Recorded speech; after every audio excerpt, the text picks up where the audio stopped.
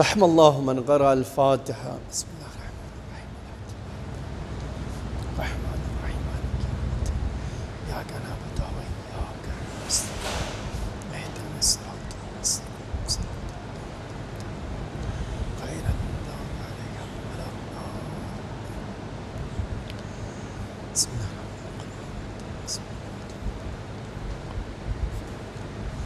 لا حول ولا قوة إلا بالله العلي العظيم. أعوذ بالله السميع العليم من الشيطان الرجيم. بسم الله الرحمن الرحيم.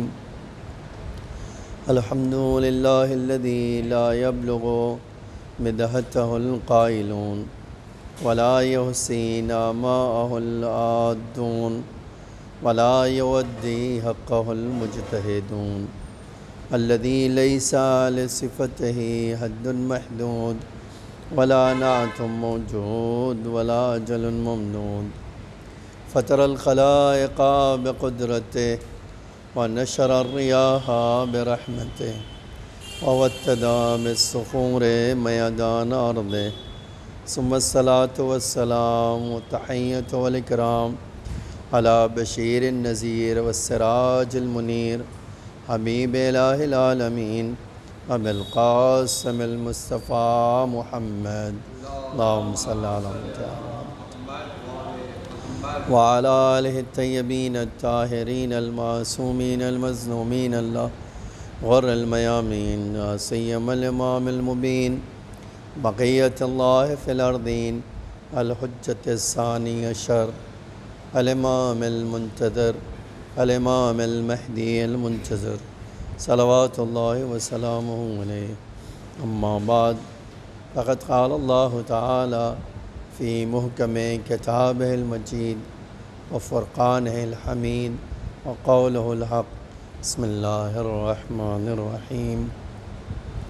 جانی گرامی، ایک سورہ حمد اور 3 مرتبہ سورہ توحید پڑھ کے مرحوم معصوم بھائی جلالی کی روح کو، یاور بھائی دلاور حسین جلالی کی روح کو بخش دے. بسم اللہ الرحمن الرحیم. الحمد للہ رب العالمین الرحمن الرحیم اهدنا الصراط المستقيم صراط الذين أنعمت عليهم غير المغضوب عليهم ولا الضالين. بسم اللہ.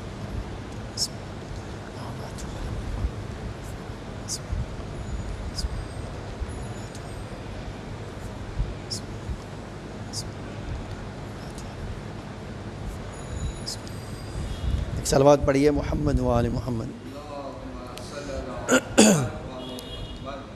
ایک چھوٹا سا سورہ ہے جس میں خدا نے عالم یہ ارشاد فرماتا ہے: سبح اسم ربک العالی الذی خلق فسوی والذی قدر فہدی. یہ جو سورہ ہے کہ خداوند عالم ارشاد فرماتا ہے اس خدا کے نام کی تسبیح پڑھو. سبح اسم، اس خدا کے نام کی تسبیح پڑھو. پھر ربک العالی، اس خدا کے نام کی تسبیح پڑھو جو بہت بلند اور برتر ہے. یہ تسبیح خدا ہم سے پڑھوا رہا ہے.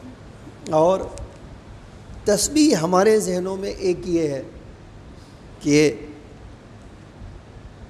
مہر لے آئیں پلاسٹک کی تسبیح ایک بنائیں اور پلاسٹک کی تسبیح بنانے کے بعد اللہ اکبر سبحان اللہ الحمدللہ پڑھیں. یہی نہ اپنے ذہن میں، ہمارے ذہن میں، آپ کے ذہن میں ایک تسبیح یہ ہے. اور ایک تسبیح کیا ہے؟ دیکھیے، ایک تسبیح کا معنی بالکل اس کے برخلاف. وہ تسبیح کا معنی یہ ہے کہ ہم اللہ کو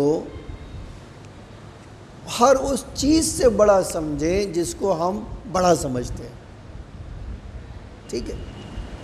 مثال کے طور پہ میں کسی ایک مثلا فیکٹری کو بڑا سمجھتا ہوں، تو کہ آپ تسبیح کر رہے ہیں کس کی؟ ٹھیک ہے، آپ عظمت کس کی گواہی دے رہے ہیں؟ فیکٹری کی۔ اگر آپ تسبیح کا ایک معنی اور ہے کہ جو میں کہہ رہا ہوں، جو میں صفت بتا رہا ہوں یہ بڑے طاقتور ہیں، تو یہ جو میری بتانے میں کہ یہ بڑے طاقتور ہیں، اللہ اس سے بھی طاقتور ہے۔ ایک معنی یہ ہے کہ جب میں کہہ رہا ہوں اللہ بڑا ہے، تو اللہ جو میں سمجھتا ہوں اس سے تو بڑا ہے ہی ہے، میرے اس تسبیح سے بھی بڑا ہے۔ اچھا، کبھی آپ سوچئے کہ یہ جو مسئلہ ہے کہ ہم جو تسبیح کرتے ہیں تو ہم اپنی ذات، ہمارا وجود، ہماری پرسنالٹی، ہماری شخصیت، اس میں لمٹ پائی جاتی ہے، بہت محدود ہے۔ اور جس خدا کی ہم تسبیح کر رہے ہیں وہ انلمیٹڈ ہے، وہ لامحدود ہے، لامتناہی ہے، اس کی حد کبھی ختم نہیں ہوتی۔ اس لیے کہ جس چیز کی حد ختم ہو جائے وہ اللہ کی مخلوق ہے، اس کو اللہ نے پیدا کیا ہے۔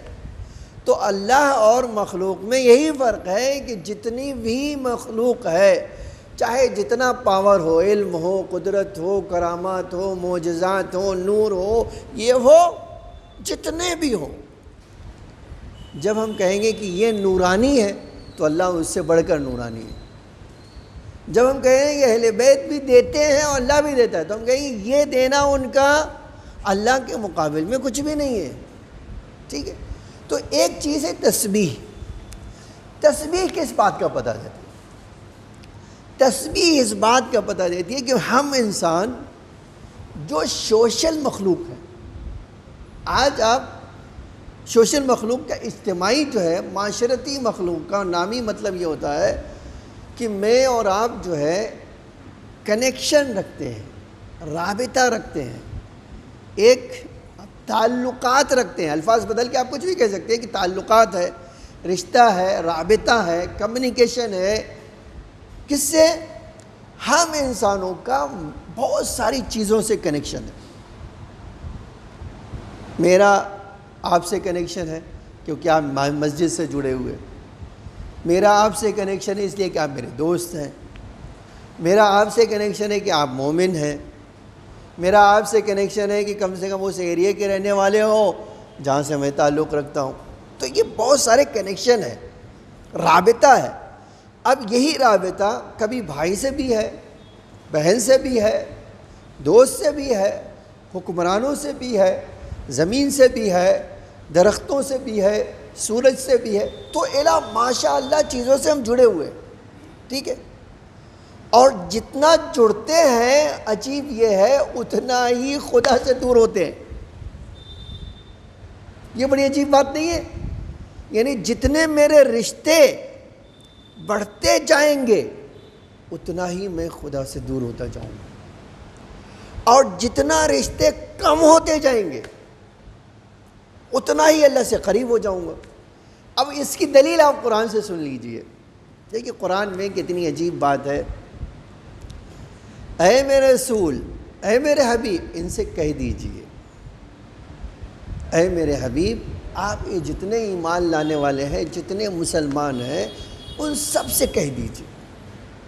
کیا کہہ دیجئے؟ یہ پیغام کیا ہے؟ پیغام یہ، اگر تمہاری نگاہوں میں تمہارا بزنس، تمہارا گھر، تمہاری اولاد، تمہاری ازواج اللہ اور اللہ کے رسول سے زیادہ محبوب ہیں تو تم ایمان نہیں لائے ہو۔ آپ دیکھیے بڑی عجیب بات نہیں ہے؟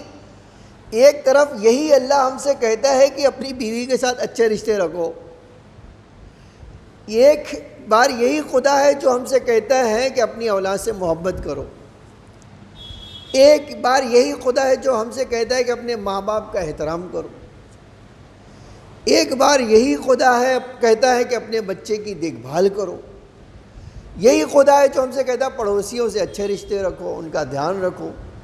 ایک مومن کا حق کتنا بڑا ہے ایک جملے میں سن لیجئے۔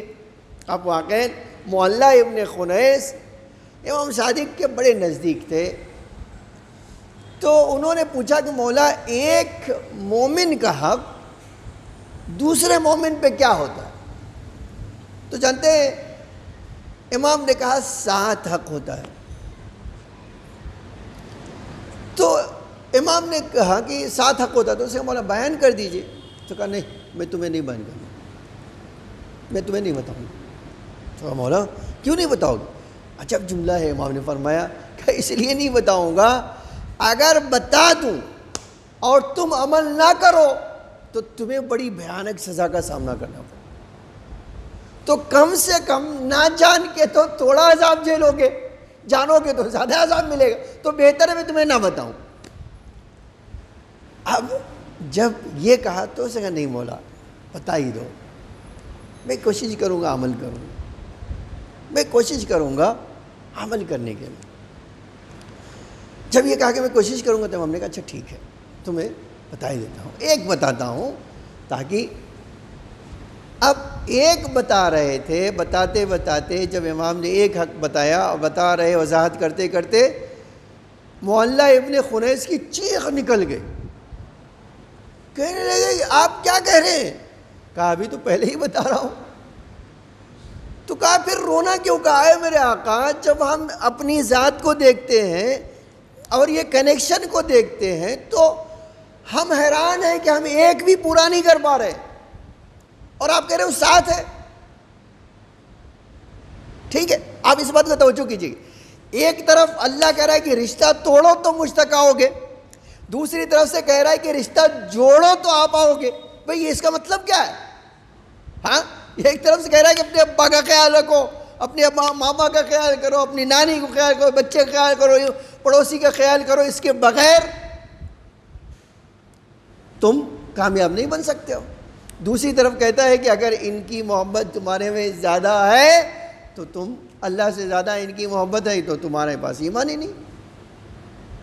تو اب جب معلّہ ابن خنیس سے سنا اور کہا کہ مولا آپ تو بہت بھیانک تصویر میرے لیے، اب میں اپنے آپ کو جب اس جگہ پہ رکھتا ہوں تو اے میرے آقا میں تو سوچتا ہوں میں تو ایک بھی نہیں پورے کر پا رہا ہوں۔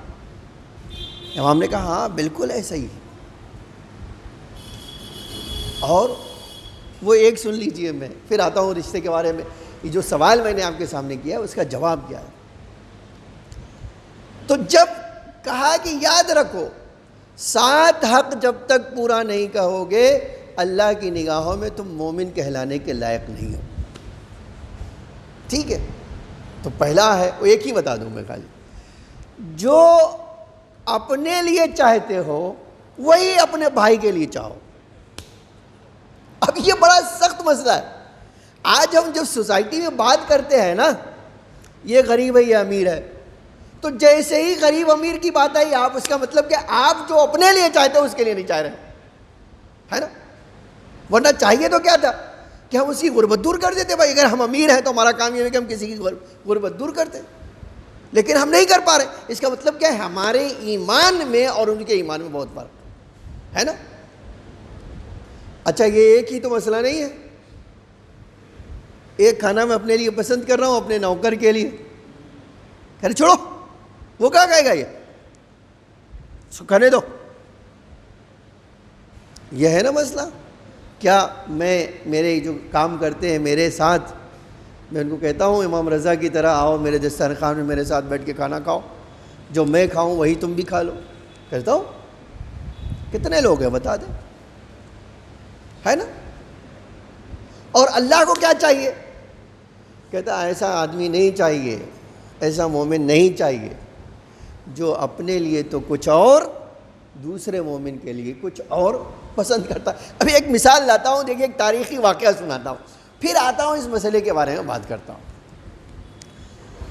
ایک عارف گزرے ہیں، دیکھیے داستان میں ایک خوبی ہوتی ہے کہ آپ کو بہت دنوں تک یاد رہے گا، ٹھیک ہے؟ اسٹوری جو ہوتی ہے واقعہ بہت دن تک یاد رہے گا آپ کو۔ اب انہی میں سے ایک پڑوسی کا بھی حق ہے۔ پڑوسی کتنا ہے جانتے ہیں کتنا ہے؟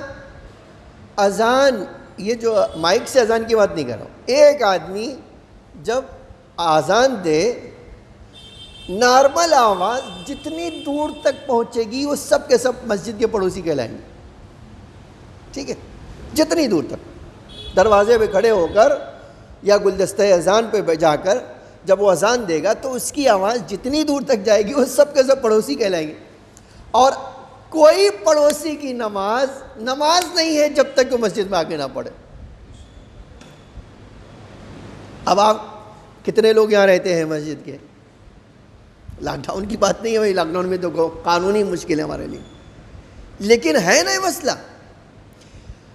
تو اب ایک جو ہے یہ ذوالنون مصری، تاریخ میں ان کا بڑا نام ہے. آپ ایک بار پوچھتے بڑے صوفی تھے، نامور صوفی تھے، بڑے متقی، بڑے پرہیزگار، بڑے یہ بڑے وہ. ایک دن گھر سے باہر نکلے تو دیکھا چاروں طرف سفید چادر برف کی بچھی ہوئی. اب برف گرتی ہے تو پورے سفید چاروں طرف. ان کا ایک پڑوسی تھا. آپ دیکھیے جو میں سنانا چاہتا ہوں، رابطہ کیسے خدا سے ہمارا ہو کہ اللہ ہمیں قبول کرے.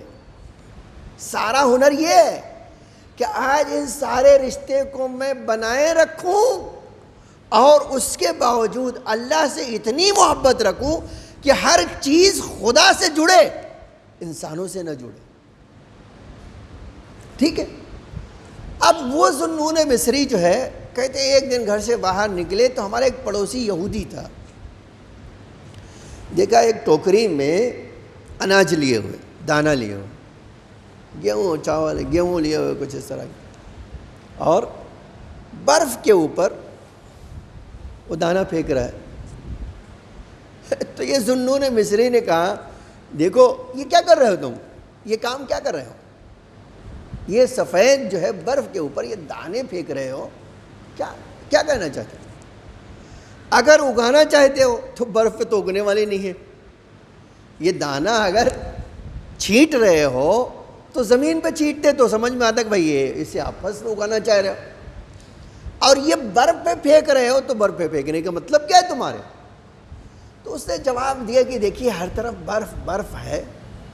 اب یہ پرندے اور یہ جانور جو ہے ان کو بڑی تکلیف ہوتی ہوگی اپنا کھانا ڈھونڈنے کے لیے، تو میں یہ دانہ چھینٹ دے رہا ہوں، کم سے کم پرندے تو یہ اناج کھا کے اپنا پیٹ بھر سکیں.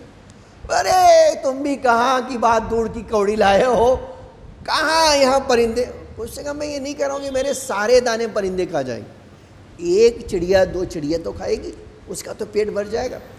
اب یہ تو تھے صوفی، انہوں نے قرآن کی آیت پڑھ دی. کہا اپنا میاں منہ دیکھو، قرآن میں اللہ کہتا ہے انما یتقبل اللہ من المتقین. اللہ جو ہے کوئی عمل قبول کرتا ہے تو اس شرط پہ کہ وہ تقوی والا دے تو ہی قبول کرتا ہے، ورنہ تو قبول ہی نہیں کرتا. تمہارا یہ دانہ اور اللہ قبول کرے گا کیا؟ اس نے کہا بھائی دیکھو قبول کرے یا نہ کرے، میرا تو مقصد یہ ہے کہ یہ کسی جانور کا پیٹ بھر دے، کسی چڑیا کا پیٹ ہی بھر دے، چاہے ایک ہی ہو دو، میرا تو یہی ہدف ہے. قبول نہ کرنا یا کرنا اس کی ویلو کیا ہے اللہ کی نگاہ میں تو وہی جانے.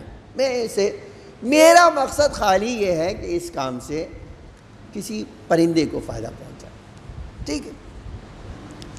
وہی ذوالنون مصری کہتے ہیں میں آیت پڑھا اور چلا گیا. میں نے کہا دیکھو یہ آئے ہیں، اور کہتے 2 سال کے بعد یا 3 سال کے بعد جب حج پر گیا تو اسی یہودی کو دیکھا کہ احرام پہنے ہوئے اور طواف کر رہا ہے اور اس کی آنکھوں سے زار و قطار آنسو.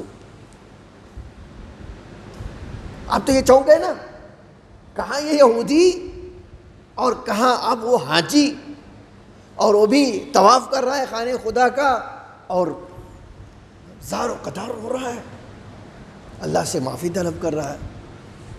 اب انہوں نے جب دیکھا تو اس کے قریب گئے، ارے السلام علیکم بھائی، ارے آپ یہاں کہاں؟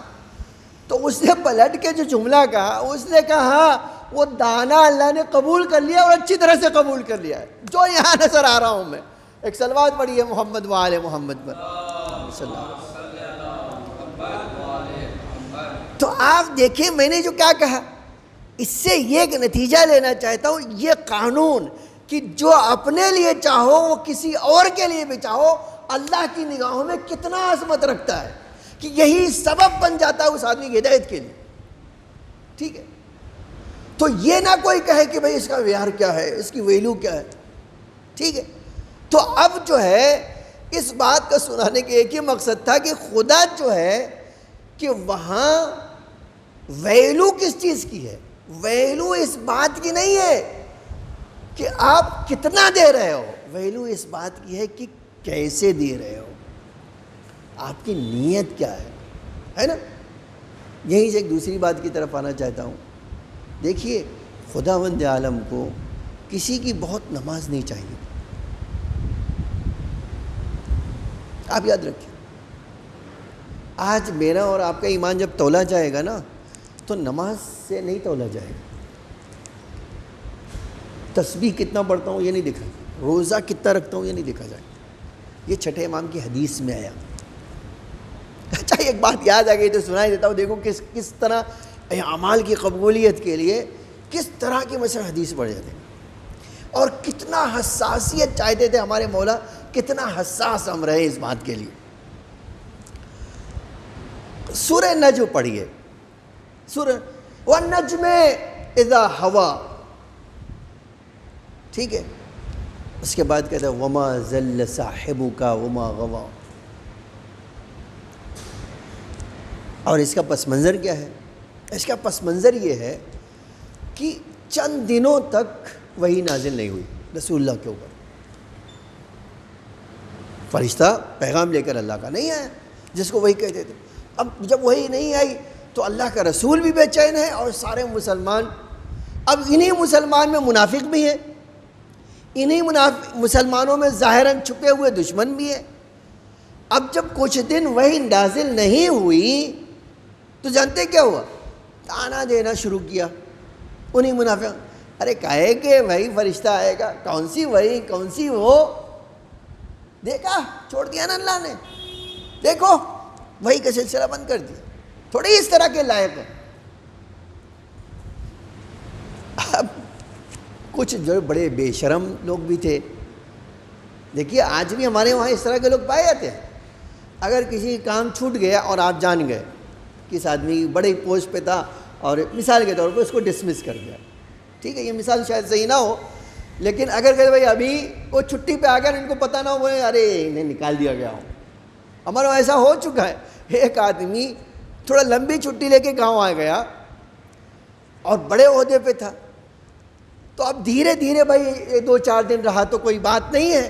جب 2-4 دن سے زیادہ ہوا تو دھیرے دھیرے پہلے چپکے بعد کچھ ہوا ہوگا، بتا نہیں رہے میاں، کچھ ہوا ہے. اچھا دھیرے دھیرے اب کچھ ہوا ہے، کچھ کرپشن کر کے آئے ہوں گے. پھر تھوڑا اور آگے بڑھے، ہم کہیں پکڑ لیے گئے ہوں گے تو آپ کو نہیں پتا. اچھا کچھ لوگ تھوڑا جری ہوتے ہیں. اب جری لوگ ایسے ہوتے ہیں، آج بھی منہ پھٹ لوگ ہیں معاشرے میں، سوسائٹی میں. وہ جگہ پہنچ جائے، کیا ہوا آپ جا نہیں رہے ہیں، آپ تو جا نہیں رہے ہیں. تو کہ میں چھٹی لے گیا. کہا سچی بات بتا دو، چھٹی وٹی کی بات نہ کرو ہم سے، آپ کچھ سچی بات بتا دو. اب یہ کیا سننا چاہتے ہیں بتائیے؟ یہ سنا ہے میں نکال دیا گیا ہوں، یہ سننا ہے میں بے عزت ہو گیا ہوں، وہ کیا سننا چاہتے ہیں آپ؟ اس طرح کے لوگ ہمیشہ پائے جاتے. آج تاریخ کہتی ہے کہ اللہ کے رسول کے پاس گئے. کیا ہوا اللہ کے رسول؟ کیوں وہی نہیں آ رہی آپ کے پاس؟ کچھ کیا ہے کیا آپ نے؟ جانتے رسول اللہ نے کیا فرمایا؟ بڑی عجیب بات کہی. جب یہ کہا کہ آپ اللہ کے رسول کچھ کیا ہوگا آپ نے، اتنی دیر تک تو وہی نہیں روک سکتی تھی. تو اللہ کے رسول نے ایک عجب جملہ کہا جہاں تمہارے جیسے لوگ، اب بہت غور سے سنیے گا یہ 2 بات، جہاں تمہارے جیسے لوگ ناخون کاٹے اور خوشبو نہ لگائیں، وہاں تو وحی کا سلسلہ ٹوٹ ہی جائے گا. اب ذرا آپ سوچئے یہ کتنی ظرافت ہے کہ اللہ چاہتا ہے کہ ہر مسلمان ناخون کاٹ کے خوشبو لگائے، اور اگر نہیں لگاتا اور وہی کا سلسلہ ٹوٹ جائے تو اپنے آپ کو قصوروار قرار دو، اللہ کو نہ کہو کچھ، ہے نا؟ اتنی حد تک اسی لیے ہمارے پاس آیا ہے، کبھی بھی کسی بھی عالم سے اس لیے سوال نہیں کرنا کہ دیکھو تو صحیح کتنا جانتے، کیا پڑھ کے آئے ہوں گے، دیکھو تو۔ اللہ کہتا ہے یہ ہرگز کسی کو یہ حق نہیں ہے۔ سوال جاننے کے لیے کرو، یہ بہت اچھا ہے، کیونکہ عالم قیامت کے دن شکایت کرے گا کہ ہم ان کے درمیان تھے اور پوچھا نہیں ہم سے، لیکن اس کو آزمانے کے لیے کبھی سوال۔ تو آپ دیکھیے اللہ کا رسول کہتا ہے وہی نہ آنے کے پیچھے راز یہ ہے کہ مسلمان ناخون کاٹتے ہیں اور خوشبو نہیں لگاتے ہیں۔ کتنی بڑی بات ہے نا، یعنی میرے ناخون اور خوشبو نہ لگانے سے فرشتہ نہیں آتا، یہ اللہ کے رسول نے کہہ دیا۔ تو آپ کبھی سوچئے کہ میرا ایک مومن کا حق ادا نہ کرنے سے اس روئے زمین پہ کیا کیا ہوتا ہوگا، ہے نا؟ یہ آج مجھے کسی خبر گیری نہ کرنے کا نتیجہ کیا ہوگا، واقعاً کوئی جانتا ہے؟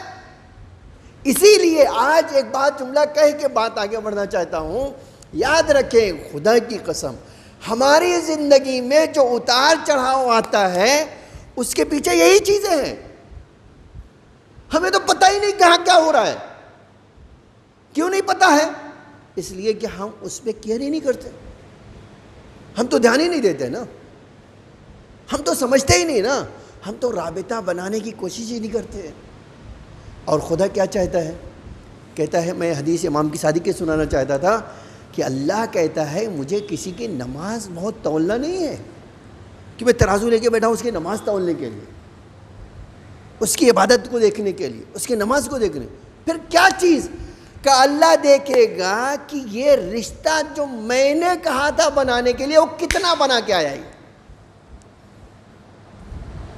اب آگے نا اس سوال کا جواب کہ مجھے ہر ایک سے رشتہ رکھنا ہے، لیکن اس لیے نہیں رکھنا کہ میرا فائدہ اس سے کیا جڑے گا، مجھے اس لیے رکھنا ہے کہ اللہ نے مجھ سے کیا کہا۔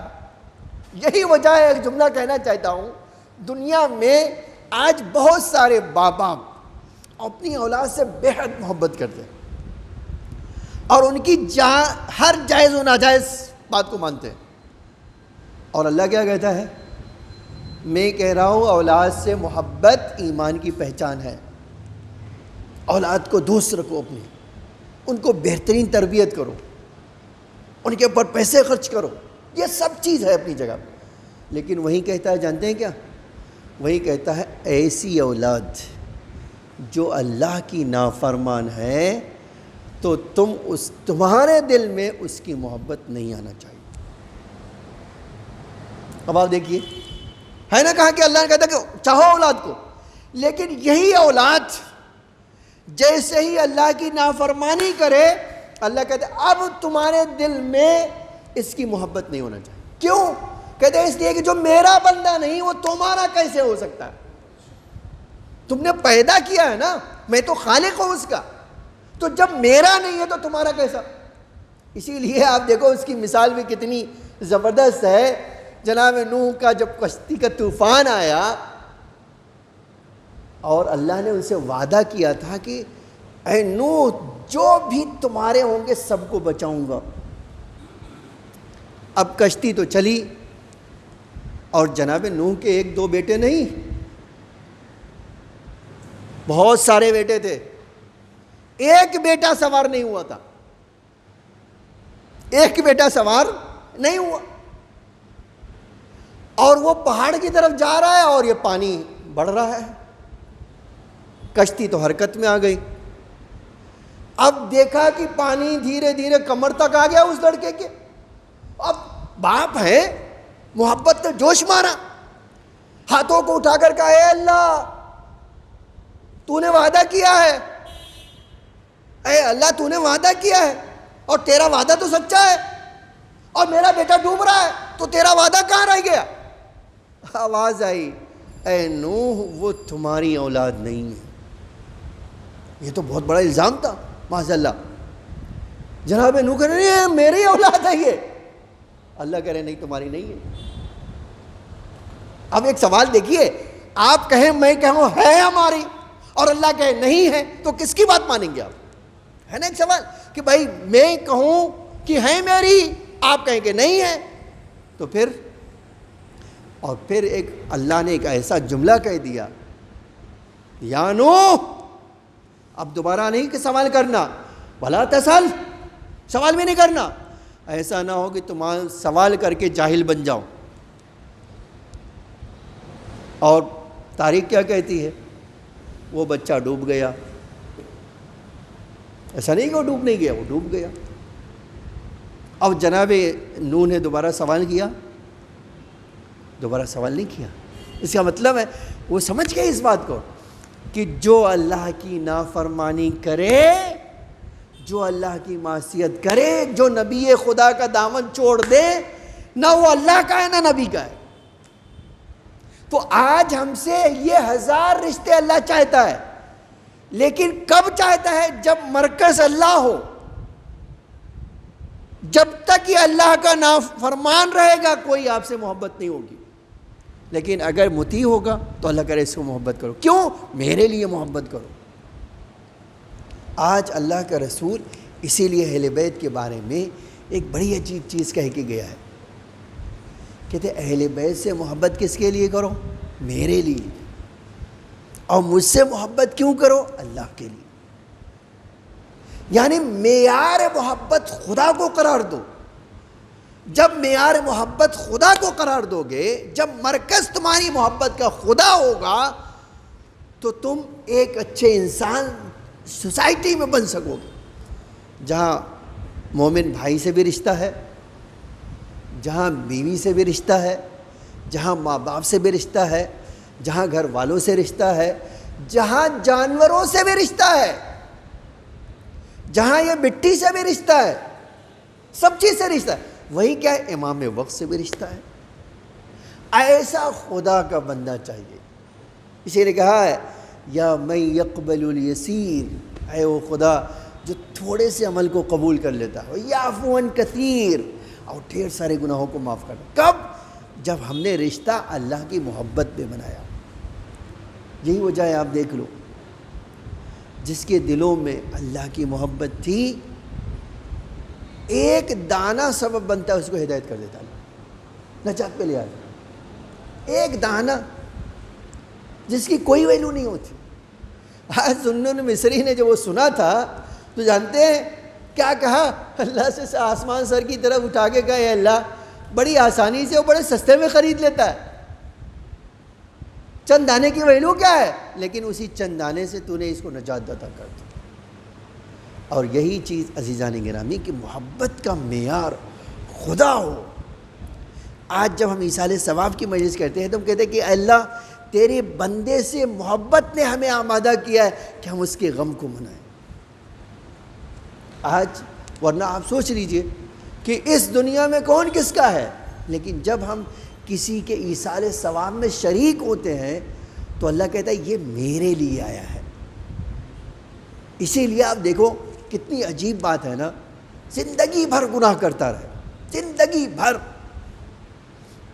اور اللہ کیا کہتا ہے جب نماز جنازہ پڑھنے جاؤ تو جتنے لوگ ہو، چاہے جو کچھ جانتے ہو تم، آپ جتنا بھی جانتے ہو اس سے کوئی فرق نہیں پڑتا ہے۔ کہ تو میں تو جانتا تھا یہ کام کرتا تھا، تو آپ جانتے رہے۔ میں جانتا تھا یہ غاصب تھا، تو آپ جانتے رہیے۔ اللہ کہتے ہیں جب اس کی نماز جنازہ میں کھڑے ہو تو کہو اللہم انا لا نعلم منہ الا خیرا، اے اللہ میں تو تیرے اس بندے سے کچھ جانتا ہی نہیں سوائے نیکیاں کے۔ کہتے میں تو جانتا ہوں۔ دیکھیں یہ بڑی عجیب بات ہے، اگر کوئی میں کہے جانتا ہوں اور اللہ کہہ رہے کہو تم کہ میں نہیں جانتا ہوں۔ اچھا ایک واقعہ پیش آیا، دیکھیے رسول اللہ کے زمانے میں ایک آدمی مر گیا، رسول اللہ نے کہا چلو نماز جنازہ پڑھنے اسے، تو سارے صحابہ اکٹھا ہو گئے، ارے ایسا کام کرتا تھا، ارے ایسا کام کرتا تھا، آپ اس کی نماز جنازہ پڑھیں گے؟ ہمارے کہتے ہیں نا دیکھ سے زیادہ چمچہ گرم ہے۔ اب اللہ کے رسول کو نہیں پتا، ان کو پتا ہے۔ وہ کہہ رہا آؤ نماز پڑھے، اور یہ کہہ رہے ہیں کہ اے اللہ کے رسول ارے آپ اتنا خراب آدمی ہو نماز پڑھنے جا رہے ہیں۔ اللہ کے رسول نے کہا بھائی میں جو کہہ رہا ہوں پھر اللہ کے رسول نے کہا اچھا ٹھیک ہے، تم میں سے کوئی ہے جو اس کی کوئی اچھائی جانتا ہو؟ ایک آدمی کھڑا ہو، بولے میں. بولا کہو. کہ اللہ کے رسول ایک دن نماز پڑھنے کا وقت تھا اور میں اناج تول رہا تھا، اناج بیچتا تھا بازار میں. وہ نماز پڑھ کے آیا، اس نے کہا جاؤ تم بھی نماز پڑھاؤ جب تک میں تمہارا یہ کام دیکھتا ہوں. اللہ کے رسول اتنا بڑا نیک کام کیا، آؤ چلو آؤ چلو.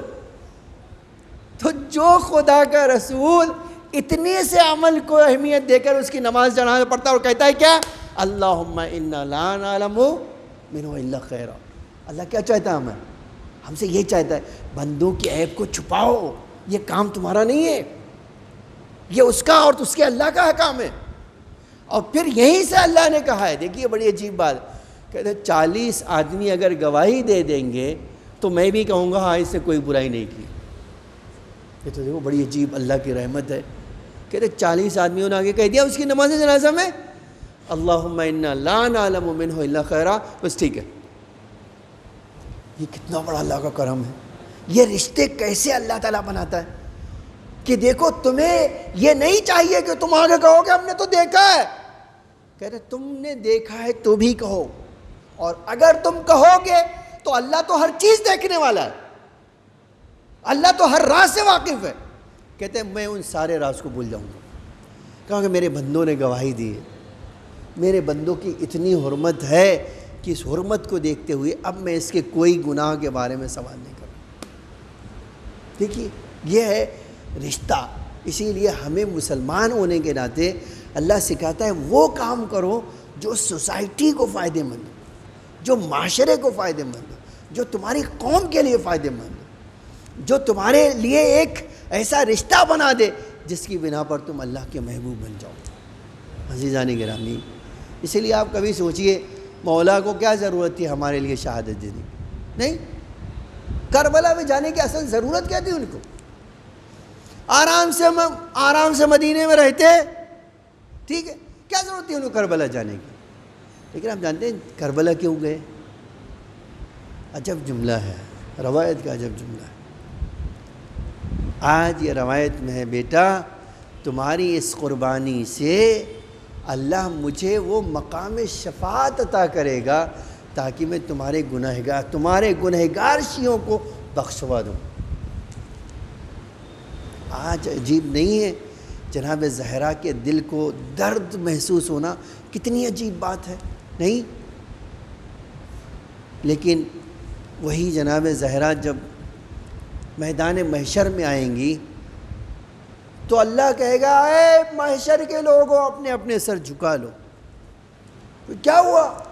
زہرا کو میدان محشر سے گزر کر جنت میں جانا. عجب جملہ ہے روایت کا.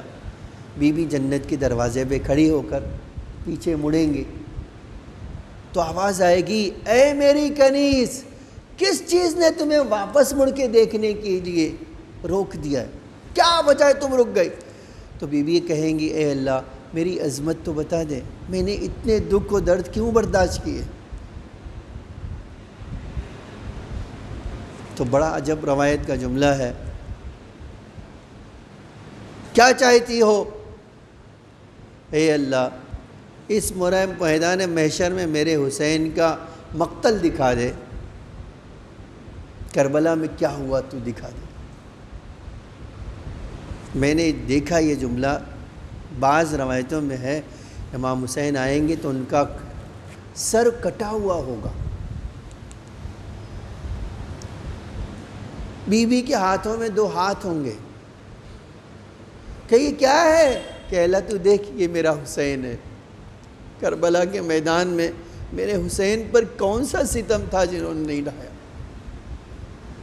کہ یہ ہاتھ میں کیا ہے؟ کہ میرے عباس کے بازو ہیں. اے اللہ تو دیکھ تو صحیح انہوں نے ہمارے بیٹے پہ کون سا ستم ڈھایا ہے. آواز قدرت آئے گی کیا چاہتی ہو؟ کہ اے اللہ اس شہادت کے بدلے میں اپنے گنہگار شیعوں کو معاف کروانا چاہتی ہوں. آپ تصور کر سکتے ہو روایتوں میں آیا ہے کہ اللہ کہے گا جاؤ جس نے تمہاری محبت میں کسی کو ایک گھونٹ پانی پلایا ہے اس کو بھی لے کر آ جاؤ.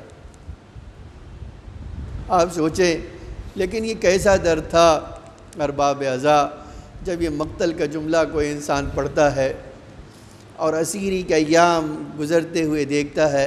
یہ مقتل کے واقعات ہیں کہ ایک جگہ شمر ملعون نے قافلے کو روکنے کا حکم دیا۔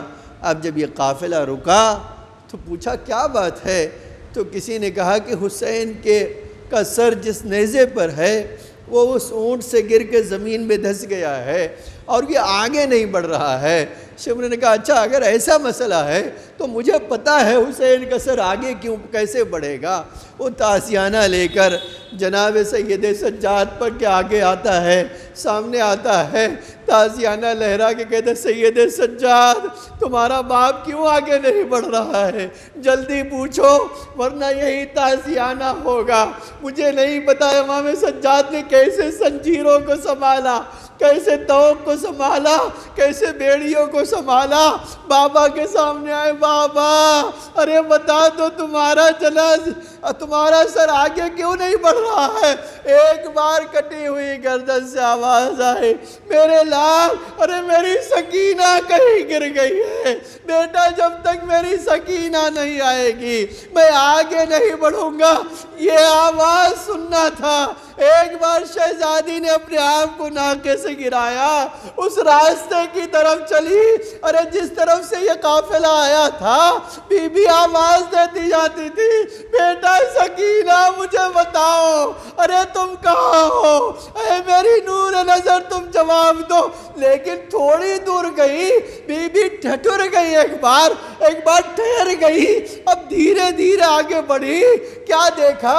ایک معصمہ بچی کو آغوش میں لے کر تبکیہ دے رہی ہے، میرا بیٹا ارے گھبراؤ نہیں، تمہارا بھائی سجاد تمہیں لینے آئے گا، ارے تمہاری پھوپھی اماں لینے آئے گی۔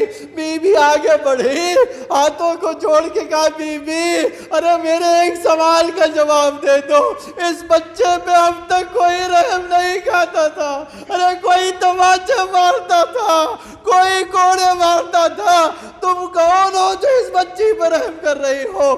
آواز دیا، آخر رہے بیٹا زینب تو نے نہ پہچانا، یہ تیری غریب ماں زہرا ہے جو تیرے ساتھ ارے جبت کوچہ بکوچہ شہر میں شہر تیرے ساتھ آ رہی ہے۔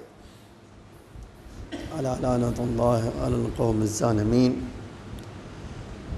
سیعلم الذین ظلموا ای منقلب ینقلبون۔ الہی بحق زہرا و ابیہا و بالہا و بنیہا و سر المستودع فیہا بعدد ما حاط بہ علمک۔ اے اللہ ہماری اس مختصر سی عبادت کو قبول فرما، اے اللہ ہمارے ڈھیر سارے گناہوں کو معاف فرما، اے اللہ ہمارے مختصر سے اعمال کو قبول فرما، اے اللہ ہم حاجت مند ہیں، محمد اور آل محمد کے صدقے میں ہماری حاجتوں کو پورا فرما۔ اے میرے معبود جس مرحوم کے اصال ثواب کی مجلس ہے اللہ اس کے گناہوں کو معاف فرما، اے اللہ ان کے درجات کو بلند سے بلند تر فرما، انہیں جوار ائمہ میں جگہ عطا فرما۔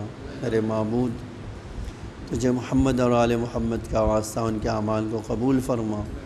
اے میرے معبود ہم حاجت مند ہیں، ہماری حاجتوں کو پورا فرما، ہم سب کے رزق حلال و برکت عطا فرما، اس آفت و بلیات سے ہم سب کی حفاظت فرما، جو مومنین بیمار ہیں انہیں شفا عاجل و کامل عطا فرما، جو اس دنیا سے گزر چکے ان کی مغفرت فرما۔ اے اللہ ان کے وارثین کو صبر جمیل عطا فرما۔ اے میرے معبود امام زمانہ علیہ السلام کے ظہور میں تعجیل فرما، زمین کو آقا کے ظہور کے لیے آمادہ فرما، ہم سب کو آقا کے حقیقی غلاموں میں شمار فرما۔ اے اللہ جو محمد اور آل محمد کا واسطہ شیعان علی جہاں بھی ان کی جان و مال عزت آبرو کی حفاظت فرما۔ اے میرے معبود جو مومنین قید میں ہیں انہیں قید سے رہائی عطا فرما، جو ظالموں کے نرغے میں ہیں انہیں ظالموں سے نجات عطا فرما۔ اے میرے معبود تجھے محمد اور آل محمد کا واسطہ جو ظالم ظلم کر رہے ہیں پروردگار ان ظالموں کو اگر ہدایت کے قابل ہیں تو ہدایت فرما، ورنہ انہیں نیست و نابود فرما، سازش کرنے والوں کی سازشوں کو ناکام فرما، اس دنیا میں ہمیں نور آل محمد سے مزین فرما، اے اللہ ہمیں اس دنیا میں محبت اہل بیت اور آخرت میں شفاعت اہل بیت نصیب فرما۔ ربنا تقبل منا انک انت السمیع العلیم۔ ایک سورہ حمد اور 3 مرتبہ سورہ توحید پڑھ کے مرحوم دلاور حسین جلالی کی روح کو اشال فرما دیں۔ بسم اللہ۔